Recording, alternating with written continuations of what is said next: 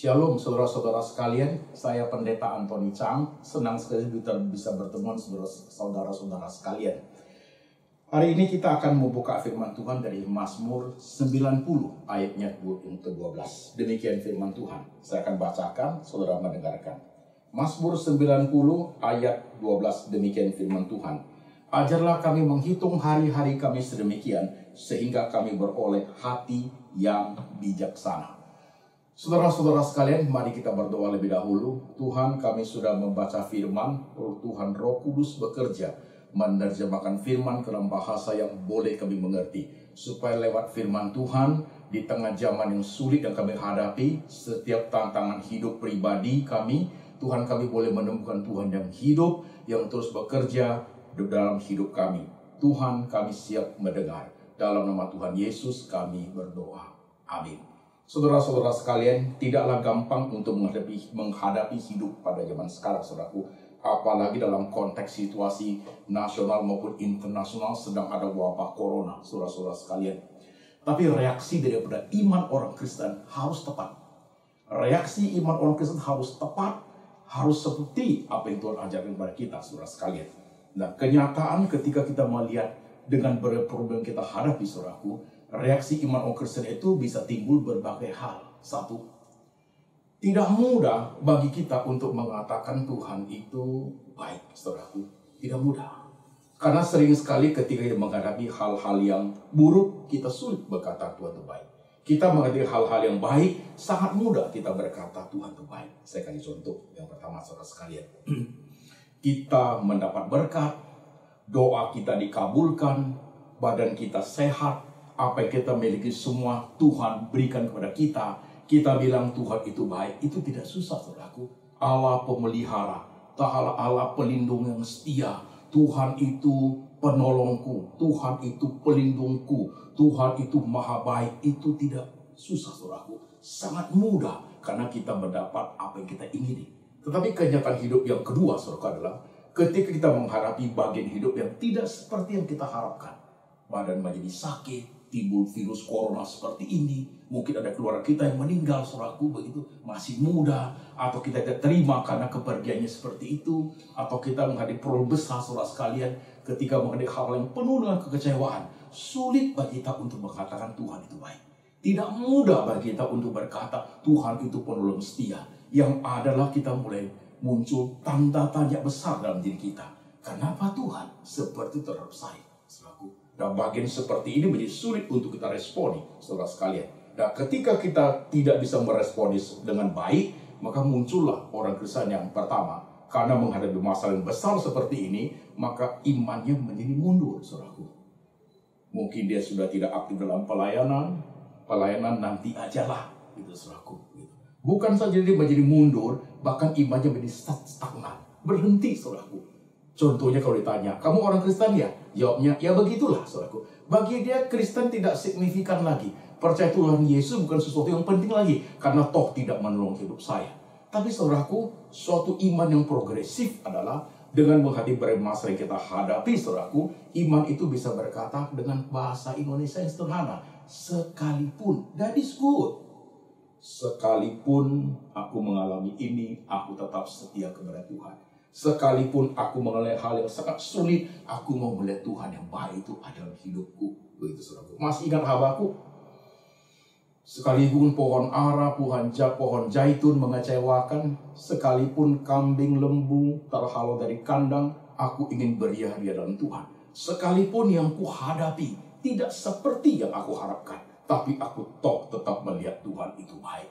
Tidak mudah loh saudaraku. Dalam konteks kita zaman sekarang ini. Nah saudara-saudara sekalian, sebelum saya memasuki dalam hidup saudara, saya ingin saudara diam sebentar 1-2 menit saudaraku. Coba saudara pikirkan dalam hidup saudara itu ada 5 problem yang besar. Ambil 2 saja. 2 problem yang paling besar yang membuat saudara itu tersita seumur hidup. Seluruh tenaga, potensi, kesungguhan, keseriusan itu semua tersedot oleh masalah itu. Bahkan kadang-kadang saudara dulu terbenung, saudara ingat masalah itu. Bagi saudara masalah itu yang saudara hadapi adalah segala-galanya. Coba saudara pikir sebentar. Nanti lewat masalah saudara itu, saya akan masuk firman Tuhan kita baca. Ajar kami menghitung hari-hari kami sedemikian, sehingga kami beroleh hati yang bijaksana. Saudara-saudara, udah? Simpan sendiri masalahnya, setiap kita pasti punya, saudaraku. Oke? Nah, kalau sudah, kita kembali kepada firman yang kita baca. Tokoh Musa, saudara-saudara sekalian, usianya 120 tahun. Dibagi dalam 3 fase. 40 tahun pertama, 40 tahun kedua, 40 tahun ketiga, saudara-saudara sekalian.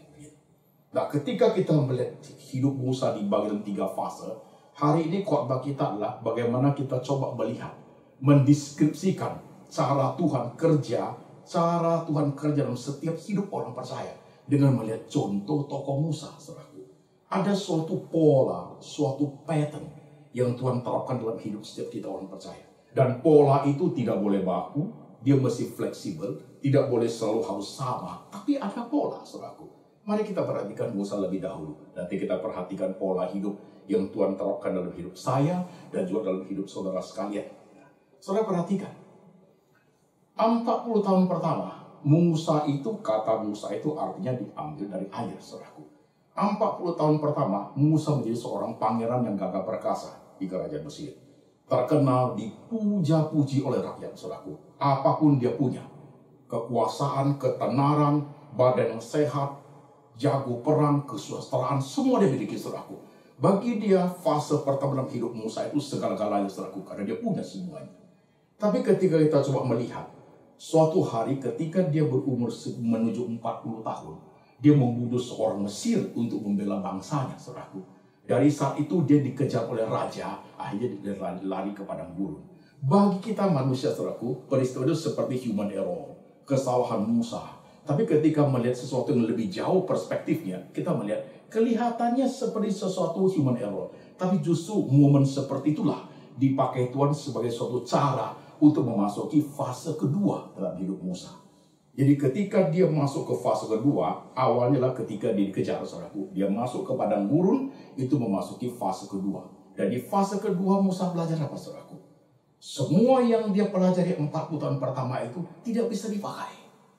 Kambing, domba tidak mengerti ilmu perang. Tidak ada orang yang memuji dia, saudaraku, begitu. Dia hidup di fase kedua dalam fase yang sulit sekali untuk menemukan Tuhan mau di hidup dia apa.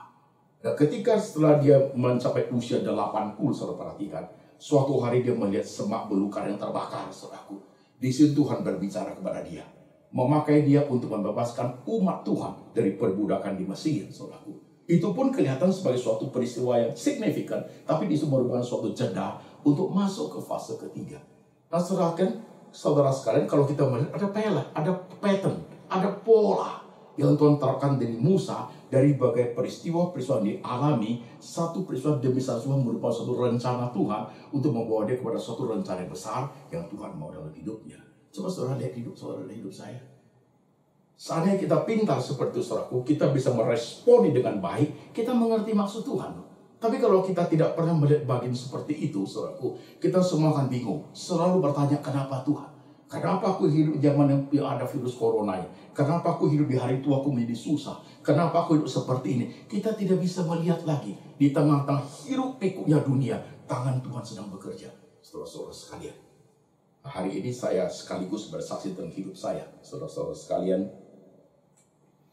Bulan Juli 2020, saudaraku, saya divonis ada 5 titik penyempitan di jantung saya. Konsekuensinya harus di bypass atau dipasang ring 5, saudara sekalian. Saya masih bergumul apakah pasang ring atau bypass, saudara-saudara. Tapi saya mencoba selama dari bulan Juli sampai ke bulan November, saudaraku, ya sekitar 4 bulan, saya coba untuk berusaha berobat dengan cara-cara tradisional. Obat dari Chinese, obat-obat herbal, dengan menggunakan terapi-terapi tertentu. Saya berharap sehingga penyumbatan itu bisa lolos, saudaraku, bisa kembali bersih, saudara sekalian. Sambil berdoa, sambil melayani Tuhan, sekalipun jantungku tidak bagus, sekalipun keadaanku memprihatinkan, sekalipun saya bisa kena serangan jantung mendadak pada saat-saat seperti itu, tapi toh saya tetap pergi melayani Tuhan, saudara sekalian. Ketika sampai bulan 11, saya ingin tahu, selama 4 bulan hasil saya yang sudah saya terapi segala macam itu, apakah mendapatkan hasil? Maka saya pergi ke Penang, saudaraku. Saya pergi ke Penang, ke Dr. T.I. Singh yang ahli jantung itu. Saya minta di kateter 1 kali lagi, karena saya ingin kepastian. Setelah hasil kateter malamnya, T.I. Singh mengatakan, too bad, terlampau parah. Hanya tinggal sedikit kiri kanan. T.I. Singh mengatakan, opsinya hanya operasi atau serangan jantung, saudaraku. Jadi saya bilang, kalau begitu saya dioperasi. Ya, besok saya ketemu dokter surgeonnya operasi ahli bedah, sudah confirm oke. T.I. Singh mengatakan mulai hari ini saya tidak boleh makan obat pengecer lagi sampai Jumat depan untuk dioperasi. Jadi berapa hari sampai 6 hari saya udah nggak makan obat pengecer, saudaraku. Hari ini hari Rabu, Jumat mau dioperasi. Rabu siang keluarganya akan datang, saya akan menjemput keluarga saya di airport di Penang. Nah paginya di hotel, waktu saya makan, saudaraku. Paginya saya makan, selesai makan, kenapa mata saya jadi gelap, saudara? Saya cepat naik lift, masuk ke kamar tidur, saudara. Kenapa mata jadi gelap? Kenapa sini terasa sakit? Kenapa saya punya mulut itu menciut, saudaraku? Di belakang seperti ada minyak yang turun begitu. Saya mulai pergi, saya kena serangan jantung. Jadi saya tiduran sebentar, saat itu tidak ada siapa-siapa. Dan saya tidak menjadi kaget, tidak menjadi panik. Karena saya sering berkata kepada Tuhan, saya tidak boleh, saya tidak berhak untuk memaksa Tuhan. Kalau Tuhan mau saya hidup, saya hidup. Tapi kalau Tuhan suruh saya pulang, saya ikut Tuhan, saya pulang. Saya berkata waktu itu, saudaraku, saya tiduran karena nggak bisa bangun, pusing kepala gelap. Tuhan, sekarang saya keadaan begini. Operasi saya sudah mau, tapi kondisi begini, Tuhan mau apa saya ikut. Saya ikut Tuhan saja. Saya tiduran sebentar, saudaraku. Kira-kira 20 menit saya bangun. Udah bangun saya teringat mau jemput keluarga di airport. Saya cepat turun ke bawah, naik taksi ke airport di Penang. Udah jemput keluarga di taksi, saya baru berkata kepada keluarga bahwa kayaknya tadi saya mengalami serangan jantung. Operasinya masih 1 hari, Jumat. Ini baru Rabu. Kelihatannya fisik saya itu tidak mendukung untuk bertahan 1 malam lagi. Bisa serangan jantung kedua kelihatannya. Keluarga saya mengatakan ya doa saja begitu. Di tengah perjalanan naik taksi menuju hotel, saudaraku, saya bergumul, Tuhan, apakah hidup ini berakhir sampai di sini? Tiba-tiba handphone bunyi, saudaraku. Tiba-tiba handphone bunyi. Saya pertama tidak mengangkat, kedua kali saya lihat hotel, telepon kode dari Penang, saudaraku. Yang telepon itu adalah Suster Sally, susternya, asistennya dokter yang akan operasi jantung saya. Suster itu mengatakan demikian, Pak Antoni, hari ini segera datang untuk diopnam. Karena pasien yang akan operasi hari Kamis, kemarin dia lupa, dia makan obat pengecer. Jadi dia dipindahkan ke hari Jumat, Bapak pindah ke hari Kamis untuk operasi. Hari ini juga datang untuk masuk opnam. Saudara-saudara sekalian, itu sudah beyond my ability. Sudah melampaui, sudah melewati kemampuan saya untuk bekerja. Itu skenario Tuhan, saudaraku. Skenario-nya Tuhan, bukan saya, saudaraku. Tuhan tidak ingin saya mati. Tuhan tahu kalau satu hari lagi saya tidak selewat, saudaraku. Saya operasi 8 jam, saudaraku. Ya. Lemak saya banyak sekali, operasi 8 jam kata dokternya. Nah, setelah selesai operasi, selesai itu, saudaraku, saya pulang. Saya pulang ke Indonesia. Bagi saya, saudaraku, saya melewati fase. 25 tahun waktu saya masih muda, saudaraku, saya hidup dalam dunia anak muda saya. Setelah 25 tahun, umur 26, saya kena depresi. Saudaraku, fase pertama saya lewati seperti itu. 25 tahun fase pertama. Setelah saya kena depresi, umur 29, saya masuk sekolah pendeta. 29 tambah 25 tahun kemudian fase kedua, 54. Sekarang saya 54. Fase kedua saya lewati dengan serangan jantung, saudaraku, tidak mati. Fase pertama saya mulai depresi, mau bunuh diri, tidak mati. Fase kedua, saudara sekalian, kena serangan jantung, saya tidak mati. Nah, sekarang saya ada di fase ketiga. Fase ketiga, Tuhan mau apa saya tidak tahu. Fase ketiga saya adalah zaman di mana kita menghadapi virus corona, saudara sekalian, begitu. Fase kedua saudara sudah lewati. Fase ketiga, Tuhan mau ke saya berapa tahun? 5 tahun, 10 tahun, 15 tahun, itu terserah haknya Tuhan. Saudara, saudara melihat pola Tuhan bekerja. Kalau seandainya saudara nanti malam coba melihat diri saudara, di bagian-bagian momentum yang penting ada tangan Tuhan di situ. Ada maksud dan rencana Tuhan buat kita. Di tengah peristiwa yang baik, peristiwa yang tidak baik yang kita hadapi. Jikalau iman kita peka, kita sanggup melihat itu, matamu akan melihat jelas karya Tuhan. Saudara-saudara sekalian, pergumulan saya belum selesai, saudaraku. Setelah saya pulang dari Penang sampai Jakarta, setelah saya istirahat 3 bulan, saudara sekalian, tanggal 3 Maret, tiba-tiba ada pendarahan di mata saya. Cepat besoknya langsung ke Singapura. Sampai di Singapura ketika diperiksa, karena saya diabetes 25 tahun, saudaraku. Sehingga menyebabkan mata kanan itu retinanya lepas. Dan mata kanan itu sudah tidak bisa berfungsi lagi. Tidak bisa lihat lagi, saudaraku. Tinggal mata kiri. Nah, mata kiri ini, saudaraku, dia pendarahan. Karena dokternya harus dilaser atau disuntik. Saya tidak boleh disuntik karena baru selesai operasi jantung 3 bulan. Saya bisa kena serangan jantung kembali. Maka dilaser, saudaraku. Setelah laser, berapa hari kemudian laser 2 kali, saudaraku. Berapa hari kemudian mata saya menjadi kabur. Sekarang ini banyak bintik-bintik, saudaraku. Saya lihat HP aja harus pakai kaca pembesar. Untuk sisir rambut, saudaraku, saya tidak bisa lihat helai rambut saya karena kabur, saudaraku. Begitu. Saya nggak tahu ini sampai kapan, tapi saya tahu. Ya. Untuk mati aja Tuhan tidak kasih saya mati, saudaraku. Tuhan tidak mau kasih serangan jantung. Dan untuk hidup seperti ini, saya percaya kalau Tuhan bekerja, kata dokter, itu bintik-bintiknya adalah darah yang pendarahan itu.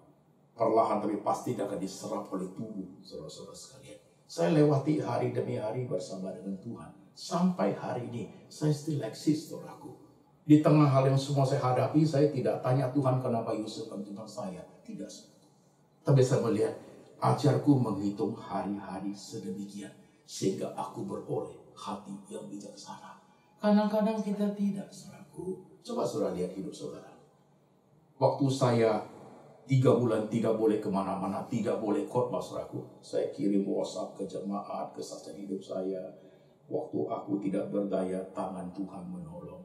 Di saat aku tidak mampu lagi, justru Tuhan bekerja. Ada jemaat yang membalas, saya sudah sama suami sudah hancur. Gak tahu harus buat apa keuangan kami. Tapi dengar kesaksian Bapak, saya semangat balik. You see, justru hidup kita menjadi contoh buat orang lain. Kekuatan rohani yang kita hadapi, pergumulan yang kita hadapi, penderitaan kita alami, penderitaan itu diubah oleh Tuhan menjadi berkat bagi orang lain. Jikalau kita mampu meresponi firman seperti saudaraku, engkau tidak takut akan virus corona. Tapi saudara harus ingat. Saudara harus ingat. Gitu. Virus corona ada, saudaraku, bukan berarti sengaja harus menghadapi dia. Enggak. Kau harus menjaga diri. Ikuti apa yang pemerintah mau, saudaraku. Isolate self, isolasi diri, saudaraku. supaya aman, supaya dunia sehat, supaya rakyat pun semua ikut sehat, saudaraku. Jangan menjadi iman yang tidak benar. Udah tahu begitu, sengaja saudara berkumpul. Itu tidak baik, saudaraku. Itu tidak baik. Kita hanya berpikir untuk kepentingan diri sendiri, padahal berkaitan banyak sekali kepentingan seluruh rakyat, bahkan seluruh dunia, saudara-saudara sekalian. Saudara coba pelan-pelan simak hidup saudara. Pattern yang Tuhan kasih.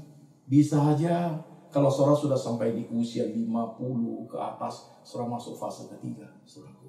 Ya, mungkin saudara fase pertama itu bisa 30 tahun, I don't know. Kan tidak boleh baku, harus fleksibel. Saya 25. Sekarang melanjuti fase ketiga, saudaraku. Dan saya akan hadapi fase ketiga itu dengan apa yang Tuhan mau. Dan justru saat sekarang kalau saya melihat saudaraku, 3 bulan pertama saya tidak boleh kemana-mana. Harus di rumah, tidak boleh khotbah. Seandainya kalau 3 bulan pertama saya boleh khotbah kemana-mana, mungkin saya akan sudah kena virus corona, saudaraku. Tapi Tuhan tidak kasih. Karena jantung belum sehat. Kalau dipaksa khotbah, jahitannya bisa robek, saudaraku. Saya harus istirahat.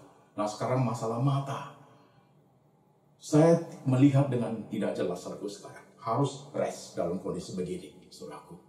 Nah saudara-saudara, seadanya setiap kita bisa mengerti firman hari ini baik-baik. Yang kamu hadapi hari ini. Mungkin bisa aja kehilangan papa, mama, grandpa, grandma karena corona. Bisa juga karena masalah keuangan membuat you hancur. Bisa juga karena perceraian, bisa juga karena sakit yang bertahun-tahun membuat kamu kecewa sama Tuhan. Hari ini, dengarkan firman Tuhan baik-baik. Ajar kami menghitung hari-hari kami sedemikian, sehingga kami beroleh hati yang bijaksana. Tidak ada bagian masalah yang Tuhan tidak tahu dalam hidup kita, yang Tuhan tidak tahu. Tuhan tahu semua, hanya kita mampukah kita meresapi, memahami setiap dimensi hidup kita, yang kadang-kadang di situ dibutuhkan air mata, penderitaan, seperti bosan, kecewa akan hidup ini. Kadang kalau bagian-bagian yang menyukakan, saudaraku, itu nggak usah diajarin. Semua orang Kristen mampu menjalankan dengan baik. Tapi pada bagian-bagian yang paling sulit, justru saat itulah iman bereaksi, berespon dengan bagus, memahami cara kerja Tuhan. Maka kita berubah menjadi bagus, bukan? Tuhan turut bekerja dalam segala sesuatu untuk mendatangkan kebaikan bagi setiap orang yang dikasihnya, yaitu bagi setiap mereka yang terpanggil sesuai dengan rencana Tuhan. Saudara kan orang percaya kepada Tuhan Yesus. Pada saat saya berkhotbah seperti ini, I don't care saudara di denominasi mana. Yang saya peduli adalah saudara orang Kristen, saudara percaya Tuhan Yesus sebagai Tuhan dan Juru Selamat. Hari ini kalau saudara orang seperti itu, dengarkan firman Tuhan dengan baik. You nggak usah takut. Ada Tuhan yang besar. Dan juga jangan gegabah imanmu. Jangan sembrono. Jangan sembrono. Pahami dengan baik realita hidup yang saudara alami. Lihat firman dengan teliti.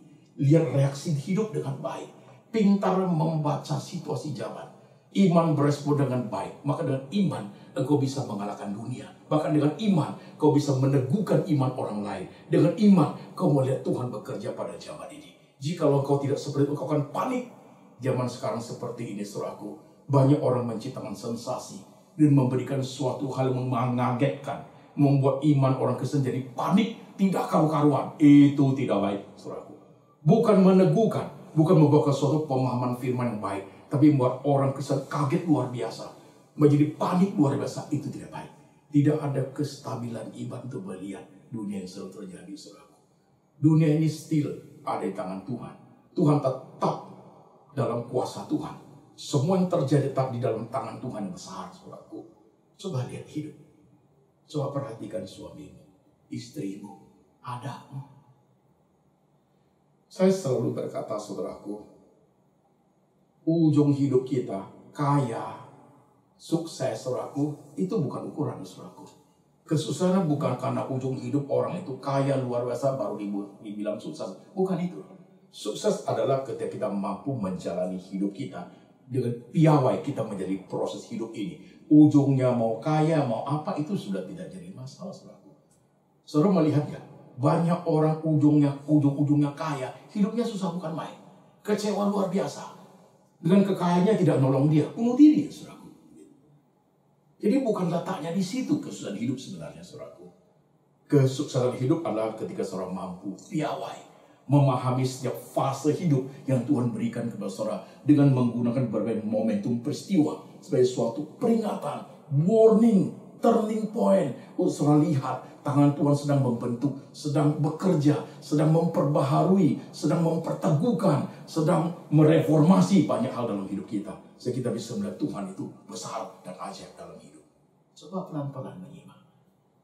Saudara-saudara yang sudah ada di 50 tahun ke atas, engkau di fase ketiga, men.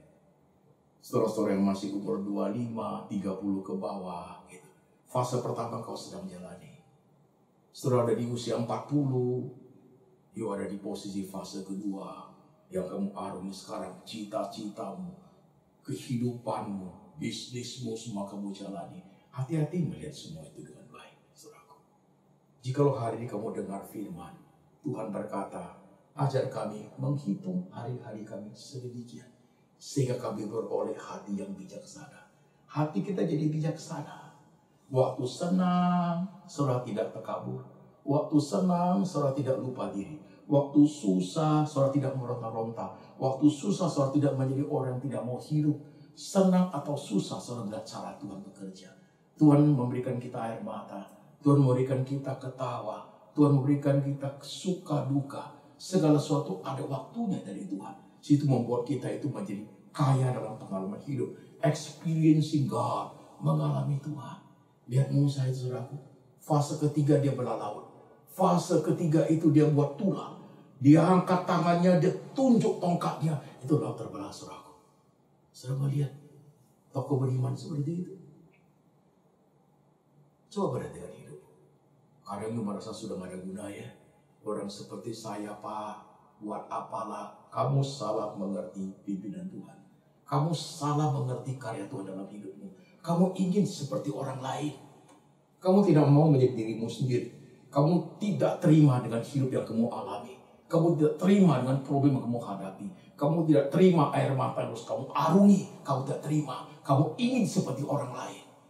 Itu adalah suatu respon iman yang keliru, saudara sekalian. Setiap kita ada rencana Tuhan buat hidup kita. Ada pattern, ada pola yang Tuhan terapkan dalam hidup kita. Untuk setiap kita pahami dengan cara berbeda, saudaraku. Paling tidak dari tokoh Musa, dari hidup saudara, dari hidup saya. Saudara sudah melihat contoh-contoh yang ada. Saudara terapkan sendiri. Coba peka, sensitif dengan apa yang Tuhan kerja, saudaraku. Nah, kalau saudara bisa seperti itu, zaman yang kita hidupi, saudaraku, tidak membuat engkau takut. Tidak membuat engkau takut. Coba simak betul-betul firman hari ini. Ini baru pertama kali saya berkhotbah di ibadah raya, saudaraku. Sejak operasi jantung sampai hari ini. This is the first time, saudaraku. Di tengah zaman seperti ini. Saya tampil karena harus online streaming, saudaraku. Untuk menjadi berkat bagi jemaat yang mendengar. Di mana saja, saudara sekalian. Supaya sungguh boleh menyimak, memahami dengan baik. Tuhan itu tidak hidup. Tuhan itu tidak jauh dari engkau. Tangan Tuhan itu mampu menolong engkau. Pada saat engkau tidak berdaya. Pada saat engkau tidak mampu lagi. Justru di saat itulah tangan Tuhan sedang bekerja. Ngertikah engkau? Coba perhatikan hidupmu. Pada saat engkau sudah tidak bisa, tidak tahu lagi harus berapa. Justru saat itu Tuhan bertindak. Pada saat saya tidak berdaya lagi. Serangan jantung di hotel di Padang itu. Justru saat itu Tuhan berkarya buat saya. Kematian Tuhan tidak kasih sama saya. Tuhan tetap mau saya hidup. Hidup itu begitu mahal. Kalau hidup yang Tuhan berikan itu begitu mahal, takutkah akan sandang, pangan, papan? Takutkah akan virus corona, saudaraku? Saya rasa tidak. Tapi kita harus hadapi hal demikian. Hidup yang begitu mahal, Tuhan kasih saya. Tuhan tidak mau itu jauh dari saya. Bandingkan dengan yang lain-lain, takutkah aku? Dengan kehidupan yang harus saya alami. Saya arungi anak, suami, istri, kehidupan, sandang, pangan, papan. Takutkah aku? Saya rasa kita harus memahami dengan baik, saudaraku. Hidup yang berarti itu sudah Tuhan beri kepada kita. Berapa kali tidak mati, saudaraku? 2 kali saya tidak mati. Dan Tuhan mau saya tetap hidup. Nah, hidup seperti fase terakhir adalah hidup untuk memuliakan Tuhan. Hidup yang terakhir ini, berapa puluh tahun, I don't know, ada menjadi berkat bagi jemaat. Bagi semua orang percaya, bagi semua orang yang mengaku Yesus Kristus adalah Tuhan. Yesus Kristus adalah Juru Selamat. Itu menjadi berkat buat mereka semua. That is my life. Hidup saya adalah hidup yang dipersembahkan, saudaraku. Hidup yang diberikan kepada Tuhan seumur hidup. Saudara pelan-pelan menyimak. Saya tidak berusaha untuk mempengaruhi tidak. Tapi saya berbicara what the Bible say. Saya ingin menjembatani apa yang Alkitab katakan dengan realita hidup yang kita alami. Supaya kita melihat kebesaran Tuhan, saudaraku. You boleh berpikir, merenungkan, meresapi, saudaraku. Tidak ada desakan buat saudara, tapi suatu kenyataan, suatu keberanian untuk menghadapi hal-hal yang ada sekarang. Suatu mata rohani yang tajam melihat tangan Tuhan bekerja dari sisi air matamu, dari sisi penderitaanmu, dari sisi kebahagiaanmu. Tangan Tuhan main di semua sudut. Mampukah engkau melihat hal demikian?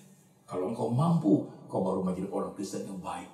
Imannya meresponi zaman seperti ini. Saudara-saudara sekalian, coba perhatikan. Banyak yang tidak, loh saudaraku. Banyak yang tidak. Saya tidak mau sebut orang, saudaraku. Banyak yang tidak. Menjadi uring-uringan. Tidak terima hidup. Tuhan kok begitu terhadap saya? Tuhan kenapa begini? Toh saya sudah memberi ini, sudah memberi ini, sudah memberi. Saya sudah mempersembahkan ini, mempersembahkan ini. Ada seorang jemaat, mungkin dia seorang ibu, sudah tua. Dia ngomong kepada saya begini, Pak Pendeta kan pendeta terkenal. Di mana-mana mulai Tuhan. Kok bisa sakit jantung? Coba tanya Tuhan kenapa sakit jantung. Saya mau marah, kasihan. Saya tanya dia, apakah pendeta terkenal tidak boleh sakit jantung? Ini cara pemahaman yang keliru, saudaraku. Cara seolah-olah kalau kita sudah mulai Tuhan, tidak boleh terjadi apa-apa. Itu kan tidak benar, saudaraku. Banyak pendeta juga mati karena jantung. Ada pendeta juga mati karena virus corona. Zaman-zaman di Alkitab banyak hamba Tuhan. Musa mati karena apa? Rasul Paulus mati karena apa, saudaraku? Kan tidak boleh kalau sudah mulai Tuhan, semua tidak boleh terjadi apa-apa. Gimana apa itu? Saya mau marah, kasihan. Tapi kok tidak ajari, lebih kasihan aja, saudaraku. Seolah kalau dia sudah mulai Tuhan, itu menjadi harga yang harus dipamer, harga yang harus dibargain dengan Tuhan, sehingga ini menjadi modal. Saya tidak boleh terjadi apa-apa sampai yang benar untuk hal ini. Yesus sendiri aja dipaku di atas kayu salib. Rasul-rasul sendiri mati untuk Tuhan. Mereka mengorbankan segala-galanya dan mereka tidak pernah berkata tidak boleh terjadi kepadaku apa-apa. Ini kesalahan iman zaman sekarang. Seolah kalau sudah percaya Tuhan, hidup ini kebal kepada sesuatu. Tidak, saudaraku. Bukan sebagai cara memenuhi Tuhan. Saudara perhatikan dengan baik. Justru ketika semua peristiwa itu datang kepada kita, iman merespon dengan baik. Kau menjadi orang Kristen yang penuh kuasa, penuh keberanian. Yang kau sih bisa menghidupkan iman orang lain. Membawa engkau sungguh-sungguh memahami Tuhan itu besar, saudaraku. Ya, coba perhatikan dan teliti. Kadang kita tidak menyimak hal demikian. Saya berharap hari ini, saudaraku, ketika kau mendengar firman, hati kau boleh disentuh oleh firman.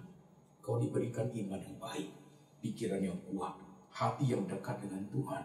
Sehingga benar-benar kau diajari Tuhan untuk menghitung hari-hari sedemikian. Sehingga kau beroleh hati yang bijaksana menghadapi situasi, kondisi apapun yang sedang kau alami di zaman di mana engkau hidup, saudara sekalian. Saya ingin kita tunduk kepala renung sebentar. Mari kita berdoa, saudaraku. Perhatikan hidupmu masing-masing. Tenang di hadapan Tuhan.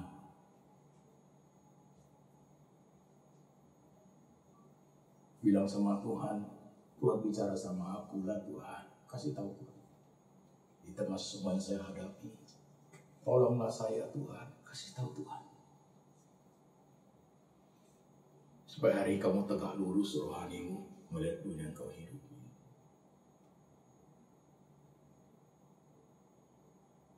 Tuhan, inilah setiap kami di tengah semua problem yang kami hadapi. Ampuni kami, kadang-kadang kami tidak mampu meresponi dengan baik. Kami meresponi dengan sangat egois. Kami tidak bisa melihat tangan Tuhan bekerja lagi pada saat kami mengalami hal-hal yang sulit. Hal-hal yang tidak kami harapkan, bahkan kematian, kesengsaraan, kami tidak bisa lihat lagi Tuhan di situ. Tapi hari Tuhan, ajar kami, sekalipun dunia kami sedang bergolak, Sekalipun wabah virus corona di mana-mana, sekalipun keadaan kami tidak menyenangkan, sekalipun sapi lembu terhalau dari kandang, sekalipun pohon zaitun, pohon ara tidak berbuah, tapi kami ingin beria-ria dalam Tuhan. Mengerti rencana dan panggilan Tuhan dalam hidup kami. Mengerti apa yang harus kami kerjakan dalam hidup kami sehari-hari di tengah zaman yang sulit ini. Tuhan bantu kami, Roh-Mu bekerja. Hari ini pada saat kami berdoa, memberikan ketenangan hati, keteguhan iman, ketenangan diri untuk melihat Tuhan yang besar sedang bekerja di zaman ini.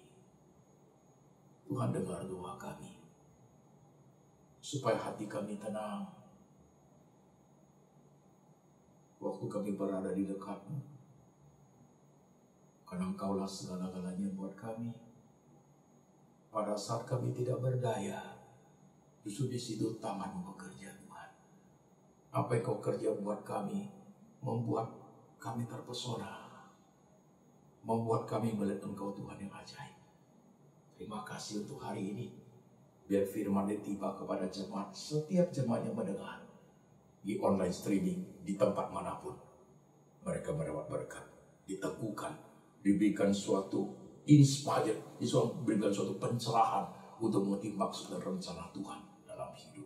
Thank you Jesus. Terima kasih untuk hari Tuhan, untuk kebesaran-Mu, keagungan-Mu, dan kemuliaan-Mu dalam hidup kami.